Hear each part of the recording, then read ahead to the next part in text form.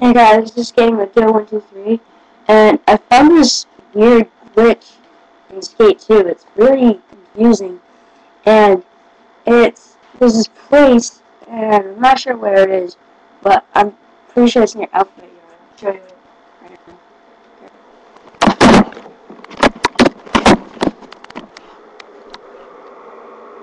If you know what place this is, then just comment and tell me what place that is, and then what you're gonna do is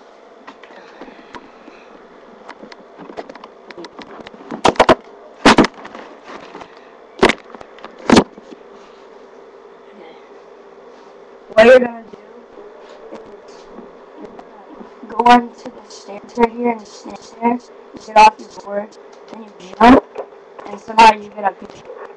I don't know how. It's really weird. And that happens a lot right there. And you end up there. Oh, I should probably end up the top. Yeah, I know, up here. It's really fun, actually. I'm gonna call it, like, the jump glitch or something like that. I don't know what to call it. So, you should just comment on the video and give me good names for it. Because I don't know what to call it. I really don't have imagination.